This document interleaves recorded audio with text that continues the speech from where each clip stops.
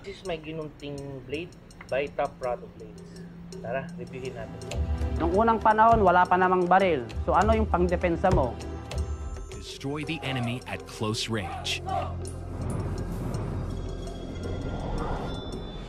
As one of the weapons issued to the Philippine Military Special Forces units, the Ginunting swords have proven to be effective and deadly weapons. Pag nag-strike sa strike pag taas mo dito is susot siya dito hindi mag-lock. The word Ginunting translates to scissors, and the inward curve of the blade's design allows for deeper cuts while also proving the user with a thin, lightweight weapon. This ancient system of fighting can be traced back to the 1500s. Usually, pag naubusan kami ng bala, next in line namin na nagdidepend, ang option namin is yung gulo. Dahil Excalibur, Muramasa, Kukri, mga ilang kilalang sandatang pandigma. Ngunit, alam niyo bang meron din tayong sariling atin? Ang Ginunting Blade by Top Prado Blades. Maalamat at mayaman sa kultura. Tara, at tuklasin natin ang kamanghamanghang sandatang ito. This is going giddy, so this is my review of the Ginunting sword by Top Prado Blades. Una ko to nakita, takot akong i-wield or hawak. Kasi usually ang familiar tayo is yung mga gulok o yung mga itak. But this one is different para sa akin. Anong first impression ko dito? Craftsmanship is top notch, very detailed. Hindi siya yung tipong mga pang-display na swords. Kasi usually yung mga pang-display na swords shiny. This one may mga grooves, naka-parkerized. Appearance niya is parang gunmetal yung kanyang finish. Alam mong this means business. Alam mong pinaghirapan at pinaglaanan ng oras para magawa. Yung handle niya, ang ganda rin ang pagkakadesign. Carry sa carabao horn. Masarap sa kamay. Magandang grip. Pag hinataw mo, hindi nagbabibrate. Kumbaga, ina-absorb ng horn yung vibration. Tapos yung handguard, ang ganda rin ng pagkakadesign. Tapos ito palang maliit na feature na ito is pang-catch pala ng sword. Kumbaga parang ginaya niya concept ng sai. Magaling pagkakadesign.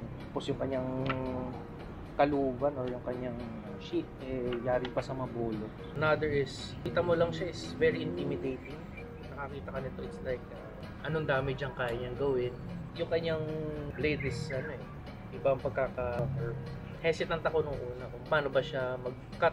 So parang sa akin it resembles parang yung fang. Pag cut niya dun sa target, parang kinakagat niya, binabite niya, tapos ikilahin niya, staring yung flesh.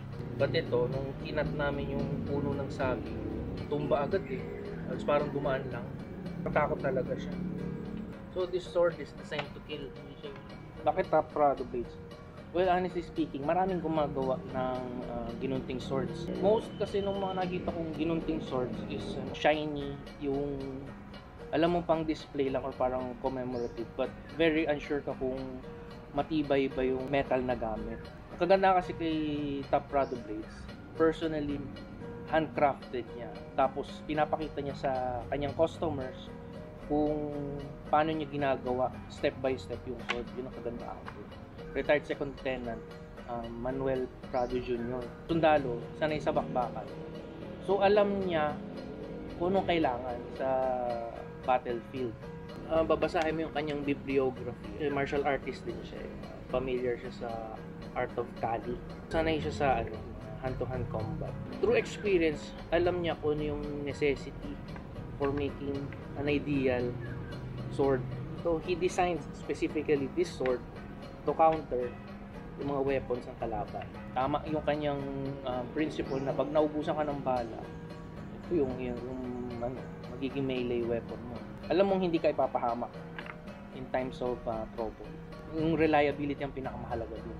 Very culturally significant pa yung design. Pag dala-dala mo to, parang feeling mo ito si Lapu-Lapu.